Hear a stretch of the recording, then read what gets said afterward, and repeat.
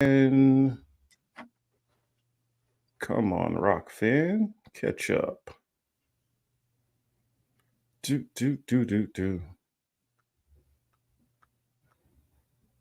Let's see. There we go, Rockfin. Hello, everybody, and welcome to the Political Matrix. This is a special that we're having because normally I would do this on the other channel, but I've kind of started consolidating more of the stuff onto this channel, the interviews and stuff that I would do on my other channel. That we're going to start doing more of it all over here, and I'm very happy to have joining with me one of the members of RBN. Also has his own show, the JB Show, where you guys can follow him definitely on Rockfin. You can follow him on the YouTube. You can follow him online on his social media accounts also. And somebody I was very happy that was invited me on, and I'm doing as he always mentions in the end of his videos. Make sure to drink that water. And JB has just been doing a lot of different stuff, and don't always have times to touch bases and catch everything every other content creator does. But JB is a content creator that I do find the time to watch, especially when he's bringing out information on different books that he's been reading, and he's always taking a different perspective. And so I just kind of wanted to touch bases with him and on some of the different things that he has going on, and just kind of chop it up with some of the stuff that's been kind of going on in the media. So welcome to the Political Matrix, James. How we doing? Yeah, it's so good to be back. Thank you so very much for having me. Oh, definitely my pleasure. Like I was saying before, how you've been covering some different issues and topics. And we say, oh shoot, special shout out to my buddy and colleague down there in Florida, also, Fuzz the Fraim. He has the Ephraimite on here. Okay, that's cool. And then shout out to everybody out there in the audience, of course. We don't have a whole lot of time. Normally, I would shout everybody out, but if you do have questions, though, put questions in there. And if we have time, I'll throw in some of those questions to JB. I did see that we have one on Rockfin, and who was it? Was it Geography Pro? Yeah, Geography Pro. I will definitely ask him that question. But first, the kind of thing that the one thing that I wanted to ask you first about is the story that we were just talking about before we went live that you've been covering, that has not been getting any attention in the media. So can you guys I guess can you fill them in on what we were talking about, and then kind of expand on this story, and so they can go out and look into this. And please go check out his full stream on it. Mm-hmm. So yes, there is a story that I was covering that a lot of people just do not know much about, especially in regards to the Black community. Really, there's a woman that has contributed to the advances in medical technology over the past 70 years due to her unique cells. Her name is Henrietta Lacks, and she died at the age of 31 back in 1951. I think it was October of 1951. Well, one of the things that she had was cervical cancer. And so through research and looking at the cancer cells that she had, they realized that these cells are basically immortal, that they grow and double and populate infinitely. And so this led to a lot of medical technological developments, vaccines and medications and procedures, because what a lot of these, research and development within the medical field do is that they test on human cells instead of actually having human test subjects, because it could lead to, different health complications or even death. So instead, they do it on cells to try to see if, these things would work, or what are the reactions and things like that. So they couldn't find one that just replicated over and over, because cells typically divide up to 50 times. By the time they divide 50 times, they're done. They just stop dividing. But Henrietta Lacks' cells, the HeLa cells, Mhm. are actually ones that replicate over and over and over, and they still have kept replicating for the last 70 years. But one of the biggest issues is that her cells were harvested and taken from her without consent. And that's a really important part. And so because of that, they were used, and it has contributed to expansion of careers within the medical field. It has also led to mass fortunes being made by these different medical and pharmaceutical companies that have also been doing research off of her cells, but her and her family have not received any type of compensation because of it. And so most, if not almost every single person watching on this channel or any other channel or within this United States or across the world, we actually owe a lot of the medical technology, including things like the development of the polio vaccine, to people like Henrietta Lacks, because without her, a lot more of us would have been dead. Wow. So, but the thing is that, when it comes to a lot of us Black people, we're poked, we're prodded, we are experimented on. And do we get compensation for it? Like, for instance, and one of the things I brought up was I forget his name, but he's considered the father of gynecology. Well, how do we know all these things about the female body? Well, because they were literally testing on female enslaved females, Black enslaved females in this country without anesthesia. Yeah. Right. Yeah. And so a lot of people don't realize that. And so a lot of the females who are maybe watching with the chat, you have to thank Black for their sacrifice. And the thing is, the sacrifice, it wasn't a willing sacrifice, but that sacrifice for what we have went through. And so our ancestors went through. So I think that's a really important thing to reflect on, is the story of people like Henrietta Lacks. Because a lot of times we focus on the parks and Max. But what are some of the other unknown names that we don't think about that also contributed to us not only having, being able to live, but also have better quality of life as well? Well, and I'm glad that you did take to the Henrietta Lacks story, because and that you added on about the gynecologist, the information, the medical data that they were able to retrieve forcefully against these women's will without anesthesia during slavery, and because many people don't know that history. And it also reminds me of I was talking with Sabby maybe about a year ago or so about the Philadelphia experiment, where a lot of Black and brown people were tested on, prisoners tested on against their will for different medicines and chemicals. And it's a similar situation, which shows that even from slavery all the way well into, probably up to like maybe 20 years ago, there is plenty of data showing how the government or pharmaceutical companies, or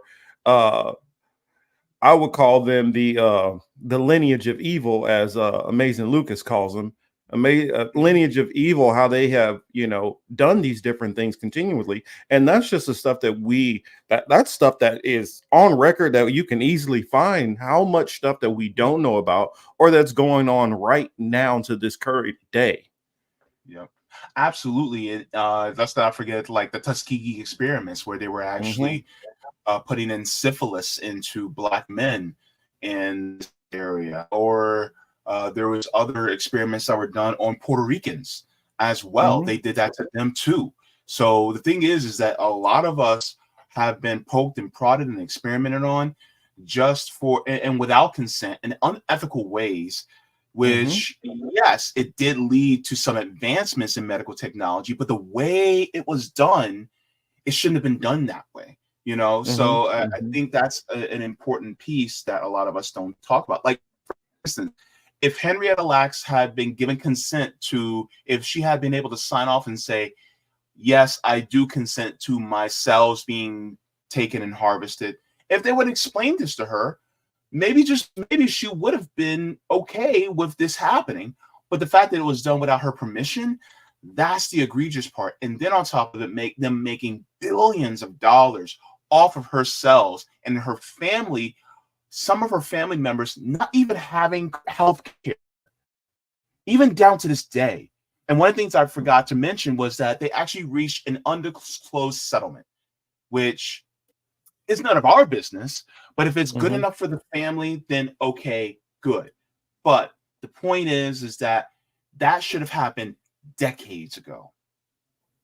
Yeah, and my problem, especially like you brought up in that situation, which you kind of cut out a little bit, but I'll fill in because I was able to make it out. For anybody who missed that, what he was saying is, if she had been given the opportunity, how do we know that she wouldn't have been willing and say, you know what, I would I'll be willing to guys give you this research, after I pass, and you guys could use this later on to help other generations of people later on.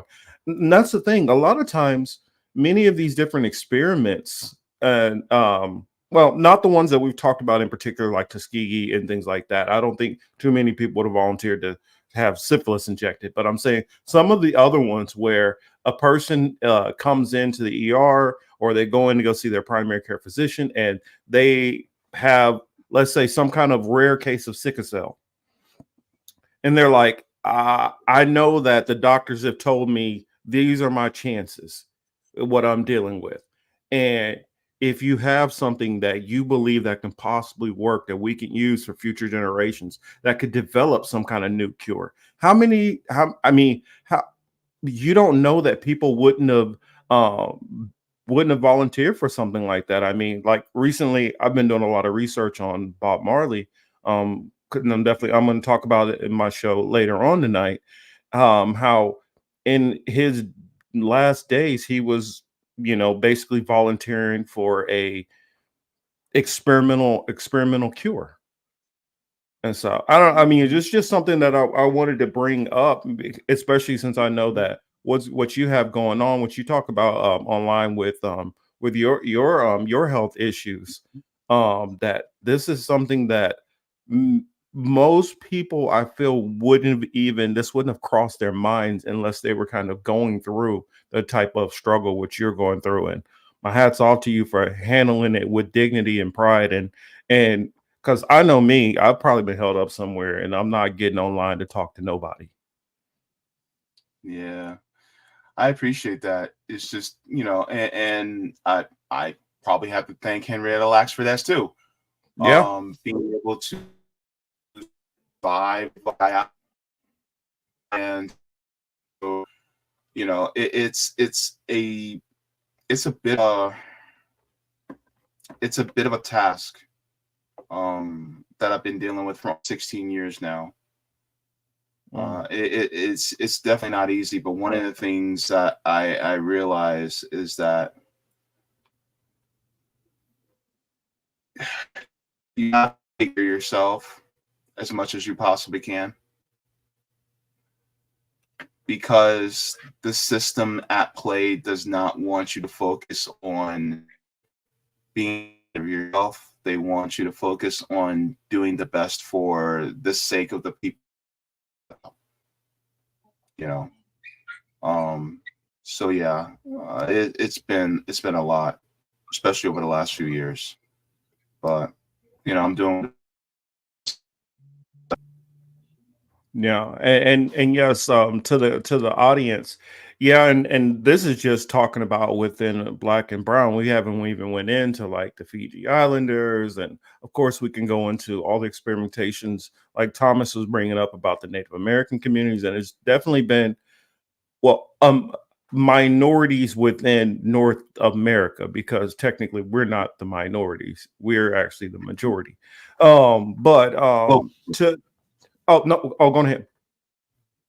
well, no, I was saying, we're global majority as far as people who are more, I like to say, melanin abundant, and so that So I've been working. So as far as those of us who are melanin abundant, we, there's a lot that we go through it's kind of like there's a lot of unspoken heroes. Um, Mm-hmm. and so I think that it's important that people start to recognize who they are. I mean, if you really want to talk about advancements, just pick out a book about Black inventors, right? Mm-hmm. You'll find that. Or, for instance, the innovation of things like algebra, you got to think the Arabs for that. Mm-hmm. The Arabs are the ones who came up with algebra and things like that. So, it's just, black and brown people have really been ushering, humanity forward because we are the majority of humanity. So Mm-hmm. I think it's really important that we also take this mental issue that we have when we're, painting them with a broad brush, and we toss that away, because ultimately, we're all one, you know. So yeah, I don't want to ramble on, but it just feels like, you know, we're at a just position where I think a lot of people are starting to realize that there's more that unites us than divides us. And I Mm-hmm. think that's what's important. So yeah. Yeah. I guess the well, Jira had a question. She's asking, were you on a transplant list? Um, I was like, I don't know if you want to divulge that or not. I mean, but Yeah. Not as of yet. I'm working on it though. okay. All right. Well, Mhm. I know that you do your research there, and I do know that RB and you guys cover many topics, and I want to kind of hit you up on a topic that I know RBN as a whole has been talking about. I guess I'll Mhm. jump to the juicy one. I saw Nick and CJ in Rome lay in to Cornell West. Mhm. And I was kind of wondering like some of your thoughts on that, and like your what your commentary would be about Cornell West, because like I was one of those people where I felt um Jimmy Dore kind of went a little hard on him, kind of unfairly, and I felt Mhm. he kind of went light on RFK, and I felt if you're gonna go hard on one, you need to go hard on both. But I did Mhm. also hear that I watched the interview where Cornell said, you guys, I want y'all to hold me accountable, and we'll have these weekly meetings and things like that. And I told people my opinion of Cornell West, that I said that the man is too smart for some of the things that he's doing and saying. Mhm. So and when he started to get out of line, y'all definitely pulled his card. So just wondering, like, what's some of your thoughts on the whole exchange and everything with Cornell West? Um, as far as the latest moves, I am disappointed. Uh, Dr. West is a brilliant man Mm-hmm. with a lot of experience behind him. However, I think the ball was dropped primarily once he left the Green Party. Mm-hmm. The primary reason is because the Green Party has the ballot access that is necessary in order to get the 5% so that they can get federal matching funds. And Mm-hmm. Dr. West decided to go outside of that. Apparently, also against the advice of people like Peter Dow. Mm-hmm. And so I'm going to say it loud and clear. In regards to Dr. Cornell West, Peter Dow was right. Yeah. A lot of people probably don't want to hear that, but it's true. And the thing is that Peter Dow was also one of the ones, that was trying to advise Dr. Cornell West to stay within that party, because then he had a better, clearer shot. And Mm-hmm. if Dr. Cornell West hadn't left the Green Party, would Dr. Stein be running? No, because Dr. Joe Stein didn't feel a need to run. And then one of the things that a lot of people don't realize is that with the Green Party is that in order to stay relevant and on the ballots within the presidential election, they have to run a candidate. So when Dr. West decided to leave the Green Party, they had to scramble and find a candidate quickly. So who jumped in? It was Dr. Jill Stein. So therefore, that was what it was, a conundrum that they were in. That's why she had to jump in. And so now with people like Dr. Cornel West, with the praising of Alexei Navalny, unfortunately, and I have to be very careful with how I speak about this, because unfortunately with Indie News Network, they got their stream pulled from YouTube. So I don't want that to happen to you. But with what he said regarding him, the issue wasn't him saying from a Christian aspect that he wants to pray for his family and, he felt sorry about, how he died and blah, blah, blah. It was taking somebody with his abhorrent views and putting him at the same level as somebody like Mia or a Julian Assange or a Leonard Peltier. And my thing is, it's like, if you are going to say something positive about somebody like Navalny, it's like, okay, but don't put them on par with these people who are actually political prisoners who are actually doing good for the world. Yeah. And or if my thing is if it's just like the old saying goes, if you ain't got nothing nice to say, don't say anything at all. True. Facts. And when it comes to people who are doing horrific things or have expressed horrific ideologies, if something bad happens to them, I don't have to celebrate, but I also don't have to eulogize them either. True. Right. And so with that being said, as far as my critique, I made it abundantly clear when I first critiqued when him and Jimmy Dore were actually having a conversation. In my view, unreasonably hard at Dr. Cornel West. Yeah, I thought Jimmy he went Dore hard did too. say some things that were out of order, in my opinion. I made that very known in a stream that I did critiquing Jimmy Dore. And then on top of Jimmy Dore's inconsistency when it came to him in his conversation with someone like RFK Jr., there was definitely an inconsistency there. And so when it comes to, how he critiqued Dr. Cornel West, I don't see a 1-for-1 ratio in the critique of Dr. Cornel West compared to people like RFK Jr. I see more relaxed, more lackadaisical approach to people like RFK Jr. And so, unfortunately, I didn't see any consistency there. So that's what I've observed. And so the critiques of going after Dr. Cornel West, while maybe valid in some way, shape, or form, it's like, okay, if you're going to go hard, then go hard after both. If you're going to go light, if you're going to do softball, then do softball for both. But unfortunately, that's not what happened.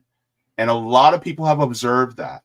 And it doesn't look good for people who go light on certain others. And of course, I have given my critiques to Jimmy Dore once again, and I did that on Christmas Eve of last year because of his statements that he said to people like Tucker Carlson. So I also made that known there as well. I don't really bring him up very often because that's just not me. But at the same time, I also had to make that known. But as far as this is concerned, I feel like there is really undermining his own campaign. And as somebody who does have a lot of great takes on many different policies, I wish he would listen to the advice of people that are around him a little bit more, because of course he says he's a free black man. We all are, right? The thing is that it's like there's a quote, and I think I'm quoting the Bible, is that there's wisdom among many counselors. Mm-hmm. Yep. So with that being said, is he taking counsel from people who kind of know the game a little bit better than him? Is he humbling himself in such a way where he's taking that counsel and saying, maybe, just maybe, I am wrong on this particular issue? Because unfortunately, from what I've observed, is a lot of academics tend to have a lot of hubris. And this is something that, he has to look inward on this. And I would implore Dr. West to reconsider when it comes to these things. And then doubling down his comments regarding Navani. And unfortunately, the inaccurate critiques of RBN as of recent, it does not look good upon him, because there's inaccuracy in that I think that makes him, it would make him look foolish in that regard. And I do not like seeing someone like him appear in that way, because I do have a great measure of respect for him. And so it's just disappointment for the most part, sadness and disappointment. I mean, I agree. I had some of the same sadness and disappointment also for him, and it was a tough pill from me early, because I criticized him much earlier than a lot of other people. Of course. And I felt like especially with him deciding that he was going to go independent. And this is where I disagree with some people, and this has just always been my take. Being volunteered with campaigns and worked with campaigns and canvassing and doing all that and understanding some of the minutia behind it. In order for you to run as an independent, you either have to receive the backing of somebody powerful, or have enough like wealth and infrastructure and networking already on your own.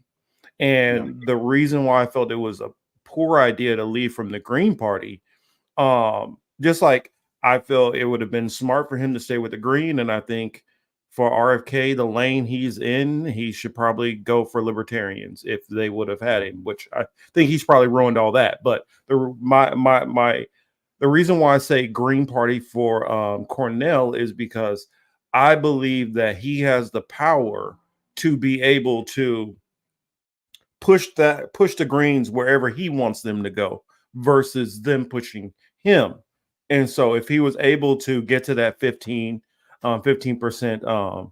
he would be controlling things and he would be making the decisions and leading the party versus them trying to press upon their inside drama and all those things. Yeah, that's a really good point. Unfortunate, as far as sticking within the Green Party, that also would have driven more Black people towards the Green Party too. Facts.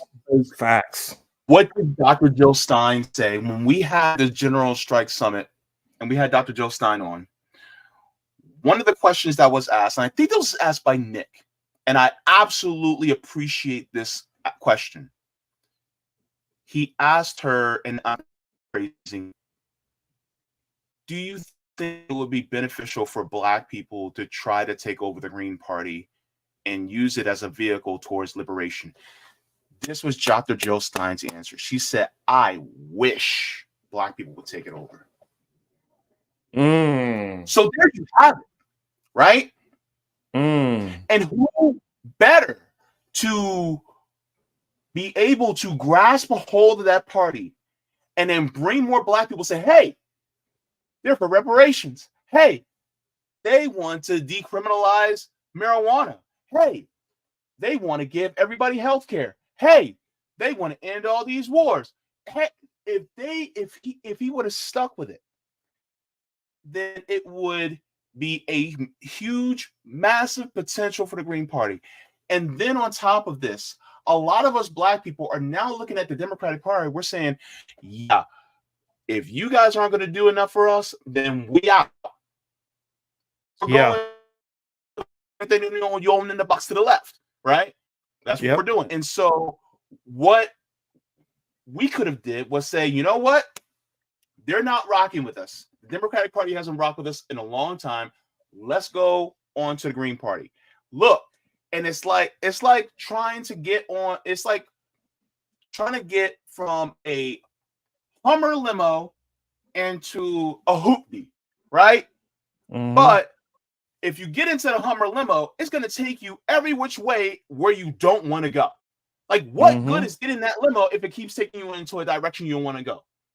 Versus getting that little green hoopty, right? It may be a little cramped. Some people may have to sit on each other's lap, but at least that hoopty is taking us where we want to go. And I think that's the point that a lot of people don't take into consideration. And they go, oh, well, you're going to get Trump. Who cares? Here's my problem. And a lot of people are getting pissed off at me at a tweet that I made earlier today, especially a lot of liberals. They're like, enjoy the Trump presidency. And I'm like, guess what? We had it before. In fact, the second Trump presidency already happened, and his name is Joe Biden. To those of us who are working poor, to those of us that are poor, like myself, ding, ding, ding, ding, ding, I'm one of them.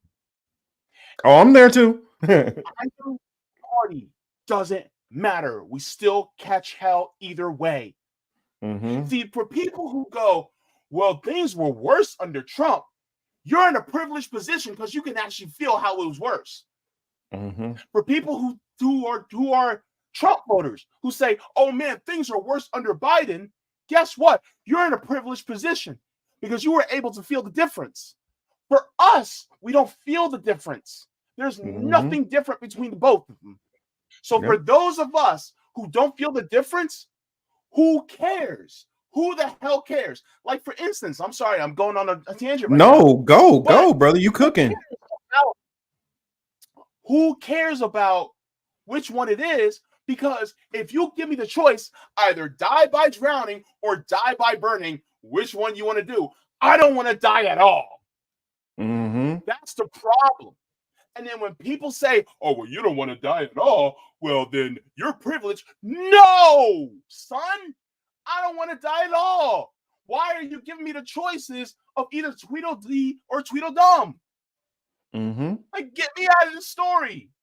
Yeah. And so this is what gets me upset about Dr. Cornel West, is that there was a massive opportunity as a black man that really has a good amount of respect from the black community to really grab hold of the black community and say, you know what?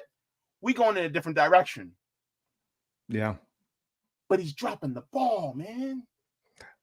I wouldn't even say dropping. He has dropped that ball. And when you factor in also what's going on right now with the whole Gaza situation and what's happening with Biden's poll numbers and everything, if he would have stayed Greens, and the fact that a lot of the people in the black community now, one of the big issues is become reparations, and Greens are already on reparations. You would have had all these people. That's what I'm saying. You would have had all, and with Cornell sitting there, black people like, well, wait a minute, I don't know nothing about no Greens. What is a Green? And they would have actually start listening and coming in. And I think that, man, an opportunity was hugely missed. And with Jill Stein coming in, the only thing is, I know some of those people who are rocking hard, or like the FBA and the B1, they're just gonna be a little hesitant to messing with a Jill Stein, even though the message is right. Yeah. just on optics alone. And I'm like, thinking back on what you saying there, and how Nick asked her while she told Nick about, like, yeah, they should just take over the party. The opportunity that was missed is massive. Yeah. I mean, you Mm. could have gotten the environmentalists, the black people, the FBAs, right? Mm-hmm. You could have got them all on board under the same party. That's huge. Now, and then on top of it, because he was also part of the Bernie Sanders campaign, people remember him from that. Mm-hmm. Trump ain't on Medicare for all. Joe Biden ain't running on Medicare for all, right? But he's running on a healthcare for all type system. Yeah. So he could have implemented that as well. Mm-hmm. So this could have been a huge shift. But Not so much to where don't he JB, would don't win. forget. Don't forget. Got to add this here. Don't forget this either. Don't forget all the disaffected Democrats about the Gaza situation, especially in Michigan with the Islamic community. Exactly. Precisely. My brother, you just cooked. And here's the thing. All these Arab and Muslim voters in Michigan that would team up with Dr. West under the Green Party. Mm-hmm. And that's one thing I will say is that for the most part, I wouldn't say he's the greatest, but he's pretty good on the Israel Gaza situation, right? He's better He's than the pretty rest. good, I mean, better than the rest. I definitely only say that. person I think is better on that particular topic is Shiva, which I don't. He don't have no chance of winning. Uh, Yeah. Um, and Dr. Stein is also really good. okay. Because ultimately what Dr. Stein said is not only ceasefire, but also end the occupation and end the apartheid. And that's coming from a Jewish woman. So I'm like, yes, right?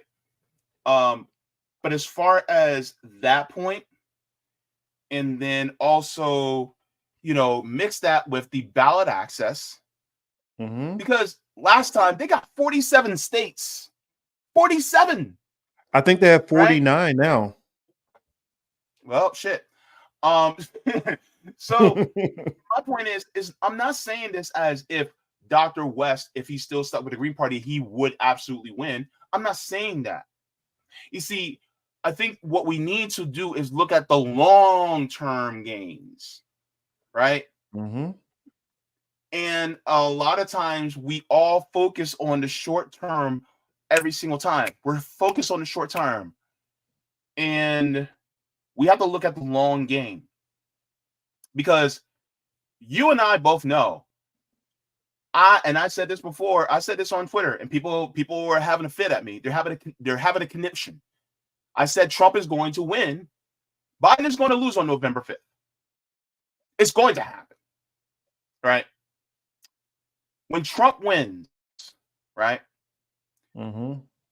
It's like, if we already know that Trump's going to win, why waste our time putting our vote to somebody who we know is going to lose? Mm-hmm. If you have two horses in a race, and you know a horse that got two broken legs, and they're already limping, and they're not even halfway to the finish line, and you know that other horse is going to win, but then you have another horse that's good, but you know they're not going to win the race, but you know they're good, you at least give your fighting chance and bet on the horse that ain't got no broken legs at all. Mm-hmm. But the problem is everybody keeps saying, bet on the horse with the broken legs. Yep. Because if you don't bet on the horse with the broken legs, then the one that's already ahead in the race is going to win. What? He already damn near won. Mm-hmm. Why are we betting on a horse with broken legs? It's about to be put down and put out the pasture. So I think that's one of the things that a lot of people don't really think about, is that they don't focus on the long game. Because then people will try to go on the social issues and go, well, look at the Supreme Court. Biden is putting in some right-wing people in different circuit courts right now, right? Mm-hmm. Look what happened with Roe v. Wade under Joe Biden. Yeah. So it's not going to, people can talk about, oh, well, we lost these things. We're going to lose these things under Trump. We already lost them under Biden. What's the point? Yeah. And I feel We're like gonna lose also, anyway. Either way we go, we're mm-hmm. going to lose them. So we might as well go with somebody who we can actually invest in for our future, which will be somebody who's better. And the thing is that's from the electoral front. Mm-hmm. But what I'm also saying is we shouldn't just depend on them. We should be using them as a cudgel or as a message board to actually tell people to do not depend on any heroes. Mm-hmm. Push and try to build solidarity in the streets and build community with each other. Because this person's not going to win. But in order to actually create a better system and more and be able to create more of an awareness of what we should have as a people, Mm-hmm. then point to this person's policies, like Dr. Cornel West, Dr. Joe Stein, point to their policies and say, wouldn't this be nice if we had this? Mm-hmm. Use that to build solidarity and community with each other. Yeah. And shout out to shout out to Chris, my brother, my co-host, Mr. Lawson, in the building. And he says, what did Chris say? Said thanks, JB, thanks for joining. And we want to try to get you on here too when Chris is on. Also, well, what we'll do is we'll probably do a Sunday show or something like that. We can do it earlier in the day and get you in there. But definitely want to get you on with Chris also. I mean, you brought up some good points, and I mean that's part of why I definitely wanted to bring you on for. I guess I got one more thing that I'll go to. It's something that is, I would say, it's more of a JB wheelhouse thing, because only other person I can think of that's doing something similar to this that does political commentary would be dang it, now I'm blanking on his name. Oh goodness, my apologies. I'll remember his name eventually. But about your book readings, and I noticed when I saw you reading about Ashada Shakur. And so, what books are you reading? I saw the one where it has the caption something about laziness doesn't exist or something like that. And so I was like, first, I guess I'll ask you a multi-layered question. One, what made you decide to start doing some of these read-alongs? Two, what drives you to pick the different choices of books?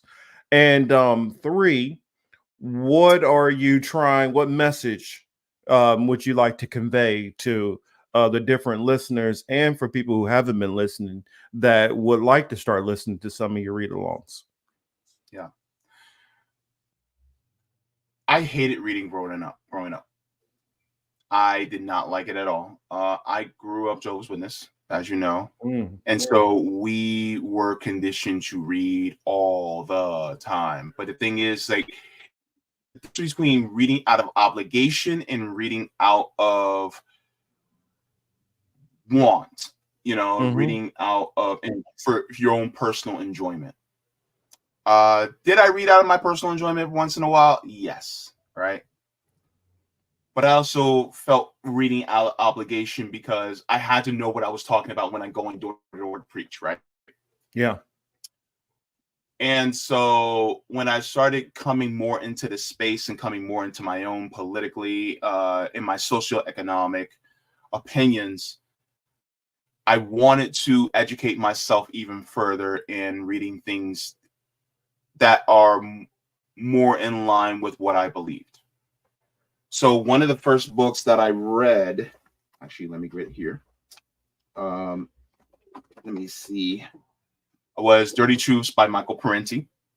Okay. So Good book. I read this book. This is one of the first books that I read on my channel. I got this idea of reading on my channel from Robert Durden from the Indie News Network. That's who I was thinking of. My apologies, Robert. I'm sorry I forgot your name for a moment, but that's who I was talking about. Yeah. So he gave me the idea. He gave me the inspiration. Shout out to Robert. Thank you so very much. If you guys have not, also go to his channel as Political well. Fight Subscribe. Club. He's primarily on rock. Yeah, Political Fight Club. And so he read Black Shirts and Reds. I was like, let me do a Parenti book. So I did Dirty Truths, right? And then after that, which this opened my eyes a lot. There's a lot of dirty truths that were in there, especially in regards to the murder of JFK. One of the next books that I read, and I will get this here, it's actually a fairly short book, and it's a good read, was Blood in My Eye by George Jackson. So George Jackson was a part of the, I think it was Black Panther Party. And I didn't read this fully on my channel. On my YouTube channel, I read it on my Rockfin channel because it's a little too spicy for YouTube. Yeah, I've seen it on the Rockfin. Yeah. I would have definitely got at least a warning, if not a strike, for reading this book because of some of the things that are said. But I also read this, and some of the things that pushed me into this direction were because I wanted to not only educate myself, but I also wanted to educate the audience. And I consider myself a student just like them. And so I wanted to bring them along. As I learn, you guys can learn along with me. And so that's one of the reasons why I wanted to do it. And I also have other books that I'm reading too that I can bring up. But as far as I'm trying to remember your second question. Well, I think you answered the first and the second. The third was what you would like for your readers and possible future readers to get out of the books, and what are you trying to, impart upon them? One of the things that I'm trying to help readers understand is that you do not have to be what the system tells you you are supposed to be.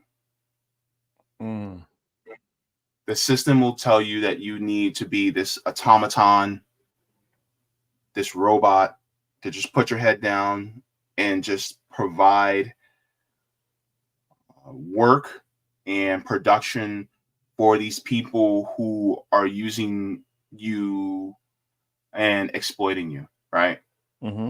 It's interesting because one of the things that I'm also reading right now, and this may not be very popular with some people, but it's okay because this actually goes into what I was saying. I'm reading Bell Hook's book, The Will to Change Men, Masculinity, and Love. And what this actually talks about is a lot of times, and a lot of us men will identify with this, is that our worth is in what we provide and what we do. Love for us is never unconditional. It's always conditional, right? And we're always taught that this is how we prove our worthy, number one. Number two, we're always taught that the only acceptable emotion that we can convey is anger. So really, patriarchy in itself is dangerous and harmful to us men because it is a system, a tool used by capitalism in order to make it so that we are robots. And I tell us that we're not robots, we're men. We have hearts, we have emotions, we have dreams, we have fears. And with that being said, that we don't want to always go according with this system and, the corporatist type of mindset where we throw a piece of ourselves away. Mm-hmm. So, I one of the things that I want to convey to people is that they do not have to shrink their humanity in order to live. In fact, it should be that we tell the system what to do, not the other way around. Mm-hmm. We need to be demanding how the system operates, but it needs to be done from a collectivist and more democratic space rather than certain people at the top who extract everything from us and tell us how we should be. Because Oh, you and I, we're grown ass mhm. men. Yeah. Who's to tell us who we can't and cannot be? Like, Mm-hmm. no. Everybody is watching are grown ass adults. Like, the Yep. system should not be telling us who we can and can't be. As long as it doesn't harm and hurt others, Yep. or takes away the liberties and the freedom of others, then who gives it, right? Yep. And that's how I, yeah, that's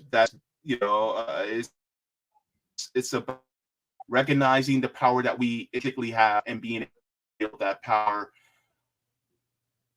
to have a better future, not just for ourselves, for our families, and in turn create almost like a world village. Mm-hmm.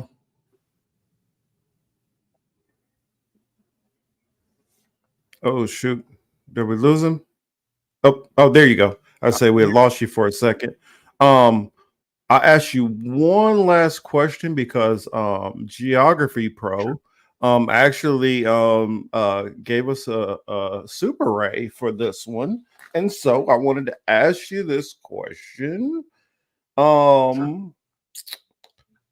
This will be the last one, I promise. Last question I'll ask. No, that's good. Geography Pro says it's good to see JB is willing to talk to people outside the left, like libertarian Larry Sharp. Not familiar who that is.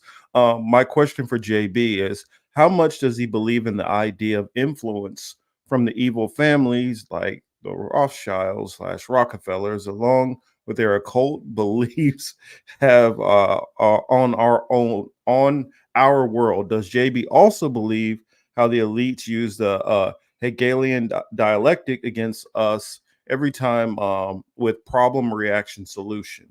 I'm not sure. It kind of a wordy question, but what's your thoughts on that? As far as the Hegelian dialectic, I'm gonna have to do some research on that terminology. I do not know, and I apologize.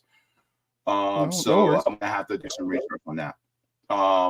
However, as far as the influence of families, Mm-hmm. do I believe they exist? Absolutely. Mm-hmm. They do.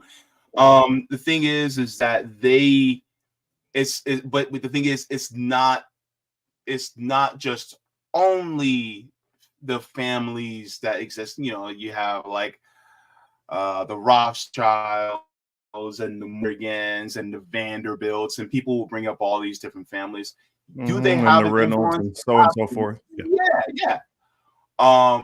But also it's really a systemic, because the thing is like even if you were to wave a magic wand and these families suddenly cease to exist, somebody else would take that place. Yeah. Everyone else. And so they depend upon the system in order to be at where they are. And because of that generational wealth, the Carnegies and all them, they Mm-hmm. depend on the system in order to keep their spot. Um, Mm-hmm. as far as their influence is concerned, it has to come, in order to take that influence away, a dual power has to be built. There's really no other way about it. It's almost like building a government inside of a government. And then as it grows and grows and grows, it takes over. Because ultimately, what we're trying to achieve by a reforming type of system, I just don't think No, that's I is possible to truly reform. Sorry, am I still here? Yeah, yeah, Am I back? you cut out just a little bit there on the end. I got what for those who didn't get it, he said he just thinks that we need to build a system within that system to kind of basically take over. So you kind of need something to replace so that Yeah. somebody else doesn't just come right in and fill that void, which makes a lot of sense. It's kind of like when police do a sweep and they do a RICO and they lock a whole bunch of people up. Somebody else fills that void. And also, like what I'll add on to it is how those organizations work, like JB was saying, is the systems, the infrastructure that they have around. The infrastructure is already in place, and they have underlings or other families and other people who are just waiting for that void, and they'll step right in and take over all those levers of power unless you deal with the whole totality of the system along with the people running the system. Is that fair to say? Cook. Thank you. Thank you. So yeah,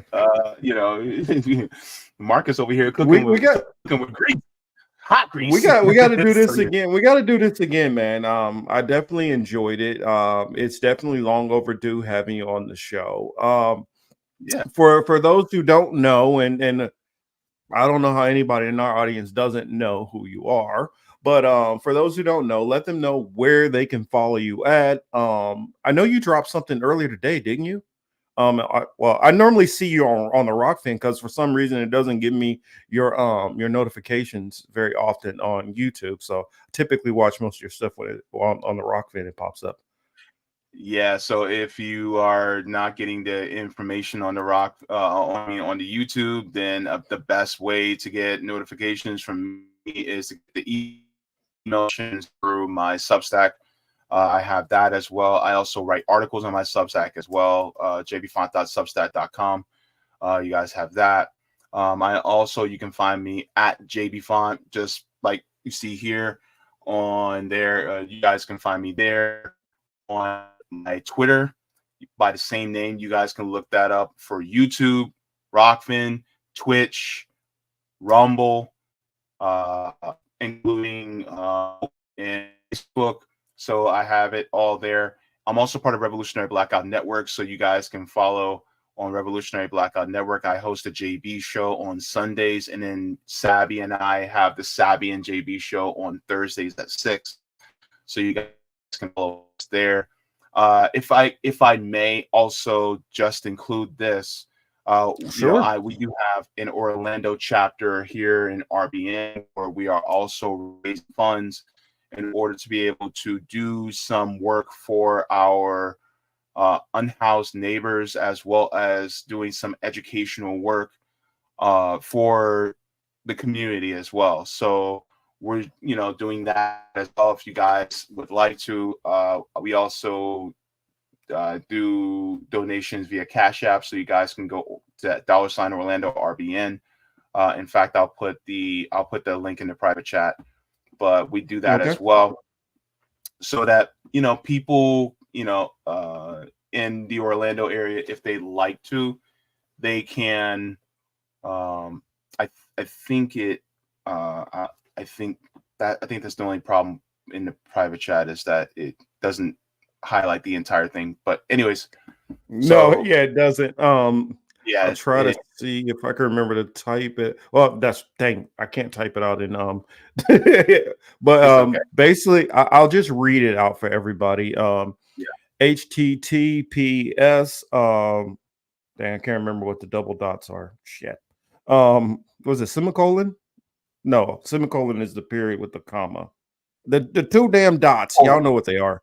Colon. Um colon, that's what it's Yeah. called. Backslash cash app dot cash dot app slash $ Orlando RBN. So I'm sharing my screen really quick, if you can okay, allow that. Yeah. there we go. There we go. There you go. There it is. Y'all take a screenshot of it, get it Mhm. down, and then make sure y'all reach out. If y'all are in the area, y'all can actually come out. Thank you, Wesley. Yeah. Those if you're in the area, Hmm. hit JB up. Go out, meet him. Never know. I know Rome is often popping all over the country, delivering food and different things. I know that he was working on his library. So, anything y'all can do to kind of help out. We know that RBN is actually trying to help the people on the streets and real people. So they do a good cause. So if you have it in your heart and if you have the space in your wallet, help them out over there. But again, it was definitely an honor to have you on here. Thank you so much. And y'all make sure y'all give him a shout out too. Go over and check out his channel because he stayed up late for to come on here with us. So much appreciated. Thank you. Thank you. Time for this old man to go to bed. Alrighty. And for Yeah, but thank you everybody so else. very much. And also, Yeah, sure. Go ahead. yeah. And yeah, and thank you so very much for having me on. It's a privilege whenever I get to come on and have these conversations with you. You give very great questions and allow people to have a nuanced answer, which I deeply appreciate. And just to let you guys know, if you guys haven't liked this stream, do it so that it can push his Marcus out into the algorithm, as well as make sure to subscribe to his Patreon and all the other socials as well, because he's doing some great work. And I just really want to say that I appreciate you as well. Yeah, and anytime like if you are up late, you just see we're live and you want to pop in, just like Savvy will do, hey, just shoot me a message. Anybody from RBN, y'all all welcome. If y'all see we live and y'all want to swing through, y'all can swing through. Y'all cool. But yeah, that's hey, and everybody look forward to this. I will definitely have JB back again. And it won't take another year. Alrighty. Yeah. And I got my water, JB. I got my water. So you better hey, get your water. Water your plants, water yourself, people. I still want to I remember when we were talking on one of your live streams. I think I might have been in the chat and I was talking about we were talking about food and everybody bringing their own stuff for setting up some kind of meal. Hey, I'm still on that. So I don't know. That might be something that might need to happen at some point in time. Everybody bringing their own dish and a little something. Because I remember we were talking about some. I'm not gonna get everybody hungry right now. I'm gonna stop. Because I was telling JB about some tripletas. Don't get JB started now. Once JB gets started, JB can't stop. No, because that food be calling my name. All right. Well, yeah, we got to get it. Hopefully, we can get in the kitchen too. You know what I'm saying? That's what I'm talking about. I can't wait. You know me. Yeah, I know. And we're gonna talk offline. We'll talk offline. I'm gonna definitely hit you up, and we got a lot to chop it up about. Hey, everybody, make sure I'll be starting. I'll take a little bit of a 5-10 minute break. So if I'm running a little bit behind, just relax. I'm just getting some water, maybe use the restroom, whatever, and then I'll be starting back with Political Matrix. So thank you all for everybody for tuned in. Much love to all y'all. And if you tuned in from RBN or from JB's channel, thank you for taking the time and showing him and me the love. All right, take care.